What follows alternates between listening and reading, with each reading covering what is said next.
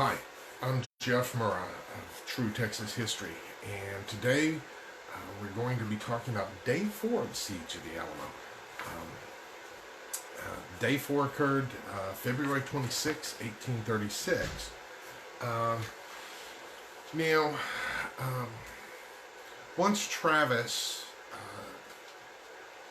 fell into the role of command of the Alamo, he went ahead and saw to it that the defenses were beefed up. There were some holes in the wall and places that needed to be built up.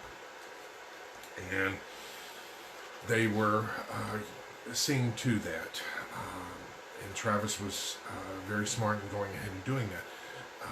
Now, bear in mind, he was just 26 years old, which is very young in terms of being a commander. And Travis was an interesting character in the sense that prior to the war, he had been a lawyer and was actually one of the main lawyers there in Anahuac during the time of the Anahuac disturbances. And then then he moved his practice after the disturbances to San Felipe. Now, Travis himself would have been considered an illegal alien because he came to Texas in 1831 in violation of the law of 1830. So, in many ways, he was what you would call a wanted man. And he had left his wife behind back in the Carolinas. And it's almost like he was trying to get away from a lot of things. And so, in terms of what he was fighting for, no, he was not fighting for expanding America. He was fighting for liberty and a new nation, new country. But let's get back to the Alamo. Here we are on day 4. Some of the Mexican cannonade has continued, but at this point, the Texas sharpshooters start picking off some of the Mexican forces, which raises the whole question of the guns and the weapons used. Now, some of what they have found when they have gone ahead and studied the Alamo, the Texian force had 21 cannons located there in the facility. Now, the strange thing is, some of the cannon were not even fired during the battle, so they weren't using all 21 cannons, even though they had access to them. Some speculation is because they had a limited amount of gunpowder.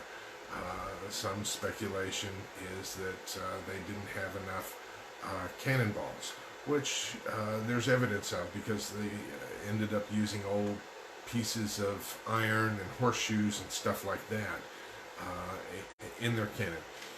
Now, with the Texians going ahead and picking off the Mexicans, the Texians, their weapons were much more effective in long range than the Mexican forces had. At that point, all the weapons were black powder, flintlocks. They didn't have some of the rimless fire type of weapons that you see nowadays. Where you just shoot, shoot, shoot, shoot, shoot. No, you had to fire and reload. Now, the Texians, they had Kentucky long rifles, and one of the main differences, there was a spiraling groove in the rifle that enabled them to be much more accurate at longer distance than the Mexican rifles.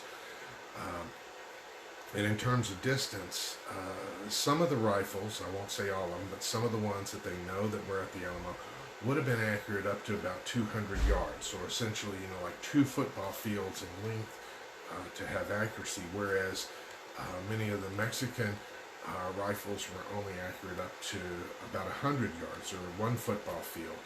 So the Texians had almost double the range in terms of some of the accuracy as opposed to the Mexican firepower, which enabled them to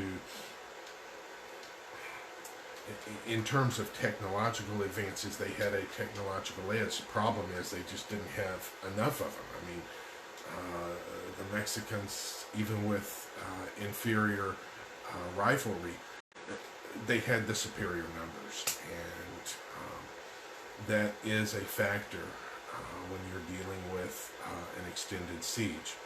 Well, I wanted to go ahead and cover that. Day 4, they're hanging in there, able to knock off some of the attackers with their snipers, because keep in mind that these men were raised on the frontier. They knew how to shoot, and they were very accurate with their shots, and they were making the most of it. Thank you for tuning in. If you have any questions, concerns, feel free to leave them below.